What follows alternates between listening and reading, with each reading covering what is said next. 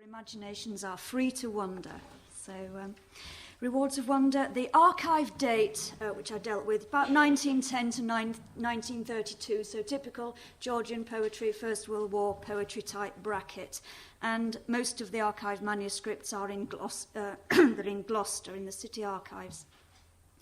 Most of you work with archives all the time, so it's easy to forget what it means to a new student when they first open that mysterious packet and lay a hand on an original document.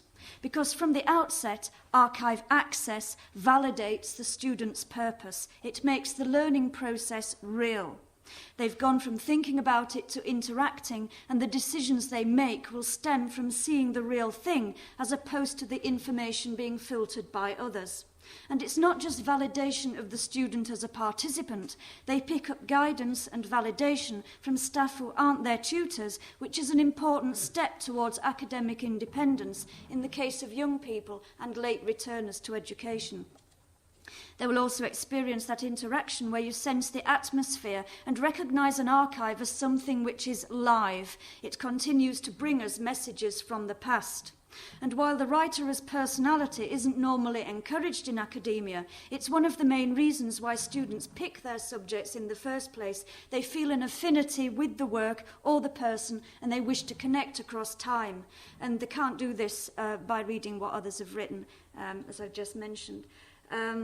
And that is one of the main reasons why the composer Gerald Finzi went to work on the Gurney archive between the 1920s up until his own death in the 1950s, because an archive is a transmitter, and if you're on the same frequency, it has messages for you. There are quite a few poets who really go for that image of the idea of transmission across time and the idea of the telegraph pole. As well, and Gurney himself writes about the image of the telegraph pole and being like a human transmitter. The immediate surroundings of an archive can tell you a lot about how a subject is perceived. Is it in a purpose-built room with exactly the right kind of desks, or is it a pile of boxes in a basement with no catalogue? And the outward appearance and housing of a manuscript often gives you all you need to know about where that writer stands in the poetic ranking system and what the locals think. Access to an archive is also interpreted as respect, not just respect for the student as a participant, but in the act of validating the importance of the archive as something which must be visited, still a real presence in the world after so many years.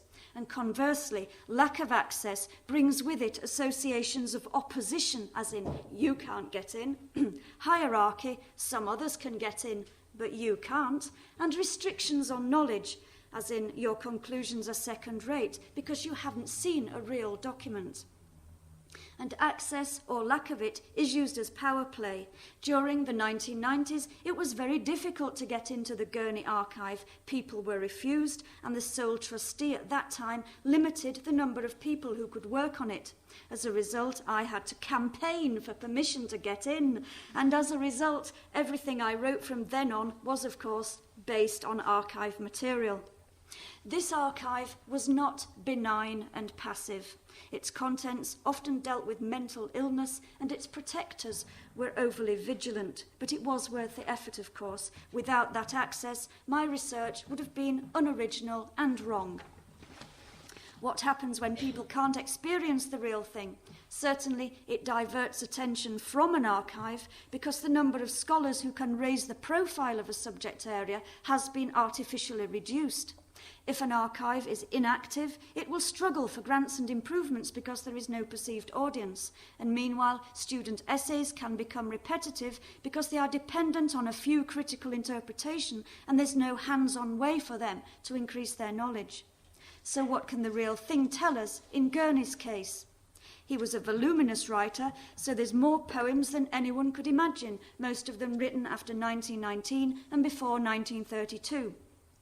Accurate dating is difficult, but the mass of paper allows us to see how his collections were ordered at the time of writing, and it's usually done by paper type and watermark, because Gurney, like a lot of writers, would have one notebook and several drafts on the go at the same time. So single items can be reconnected with their packets, and from there it's possible to get the archive approximately in date order and to reform several poetry collections in the state they would have been in between 1922 and 1925. And it follows that a lot of the critical debate over Gurney has centred around revisiting these collections and working out exactly what they consisted of. Different paper grades can help identify one block of work from another. During World War I, paper was at a premium, and the stationery industry was using wood-based paper instead of the better quality cotton rag. So it's possible to see dips and rises in such an archive where a writer temporarily has access to better notebooks or has paper given to him by a wealthier person. Gurney, of course, was never very well off, so he's using cheap paper. From paper sizes, you can see whether your author is being artificially restricted in their output. During the war, Gurney could only carry small notebooks with him into the trenches, so it's not surprising that poems are short and songs have minimal accompaniment. It was his friend Herbert Howells who had to do a lot of the orchestration when he sent his works back to London. Without seeing the paper sizes and how it affects the narrative flow of a creative piece, you might conclude that an author was always a miniaturist, when the archive itself could point towards a different ambition, because Gurney struggled to be an epic writer influenced by Whitman and Vaughan Williams. When engaged with manuscripts, you can work on literature at a micro level, which isn't possible any other way. For instance, recognising different pen strokes and ink types help you work out which poem revisions belong together. And if you have overlaid strokes, the manuscript can be magnified until you eventually see which pen colour was written first. And in Gurney's case, he used 3 different types of ink, and his inconsistent pen use greatly contributes to our knowledge of him as a reviser, how poems were marked up for editors, and changes of mind up to 3 years after he wrote the poem.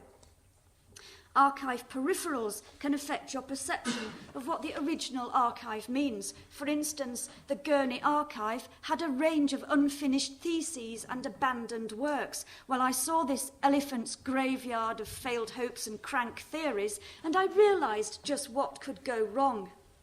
It could easily have put me off, but instead it taught me what I should avoid, and without access to those works, which are not listed in library catalogues elsewhere, I might have followed identical study routes and made the same mistakes.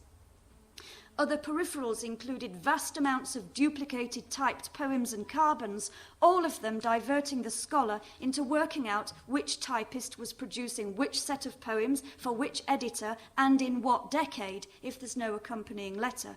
And these typed manuscripts not only tell us what happened after the poem was written, in some cases there were creative typing errors which resulted in a whole new level of interpretation.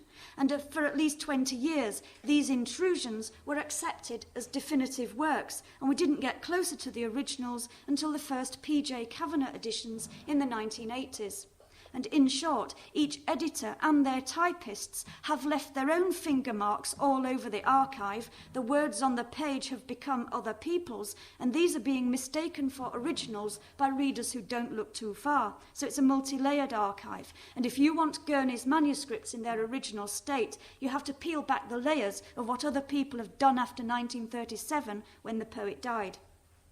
The number of typescripts add a third to the size of the collection, and they can divert you off the path completely. If you stick to only what the poet has written, the archive suddenly contracts to a manageable size, which is a relief. And from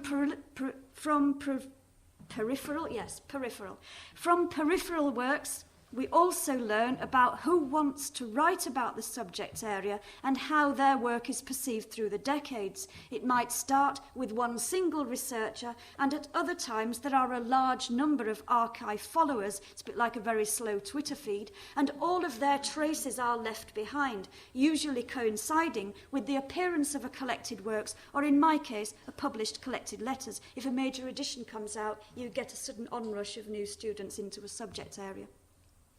A researcher must also look to where individual sections of archive come from. Who was keeping manuscripts during the writer's lifetime, and how geographically far did that archive stretch? For instance, it was usual to think of Gurney as local to Gloucester. If you examine where the archive manuscripts were travelling, it's mostly London, Kent, and the home counties where individual works were held, and the bulk of them were in and around London until the 1950s. And it reminds us that the work is not local and largely not rural, and it's only when you see the archive that you realise where his support network lay as a writer and how much was written outside Gloucester and not about his home city. Published poems may tell us that his home county meant everything to him, but the nature of the archive tells us something different, that support was only available outside. Moving on now to reinterpretation of manuscripts. Creatively, an archive is a great gift to an artist or a writer. Poets love to see the mistaken drafts in the reassurance that the famous ones also got it wrong. And it's alarming to see how often Gurney missed his target in both writing and music, until you begin to doubt the nature of what he's doing and the level of the creative gift that he had. The outside critics might see genius, but the archive researcher sees trial and error. And one who's visited the archive will inevitably have a different opinion to one who hasn't seen it. And in fact, my opinion of him as a writer was completely revised after a year of reading the material. By then, of course, I'd worked back through the typing errors and the over-revised poems. The archive allowed me also to see how poems are destroyed over time. You don't need to drop them in a bucket of water.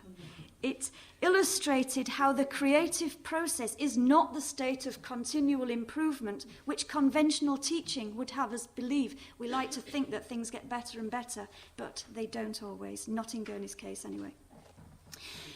3 minutes, good, right. If you're lucky enough to study a fountain pen user or a steel nib writer, the calligraphic angles of the writer's strokes are like miniature abstract works in themselves when seen independently of the poem, and they can give you ideas for contemporary artwork. For instance, magnified overwritten letter sections as overlaid colours on handmade paper, and struck out words or alterations remade as graphic arrangements or as letter cutting in stone. We've heard about similar projects earlier today. Printmakers tend to see marks on paper as opposed to words. They see artistic meaning in shape, tone and placement. So manuscripts give them what the literary teacher can't use in a poetry class. We have seen examples of paintings and exhibitions built on the idea of word and scribble formations, but it is still an underexploited area beyond special interest galleries and formats like ours. And in cases where the writer is also a composer, you have a double range of signs and symbols, which is just what the letter artist wants to find. And manuscripts can also assist with contemporary textile work. For example, there's a vintage machine in Manchester which can reproduce embroidered text based on the hand movements of the operating artist. And you can see the potential there for large-scale multicoloured poems in embroidery and text, ones involving a close act of writing and recreation and collaboration. Now, I've hopefully stressed, I'm missing a paragraph out, but I've hopefully stressed this idea of wonder and the nature of an archive as a continually changing body which always looks different each time you approach it with openness and creativity. And rather than being a repository of the past, it seems to me that an archive is more like a Poundian vortex, a centre point into which ideas are continually spinning and coming out of. And I believe it's our job as archive participants to keep this vortex turning. Thank you.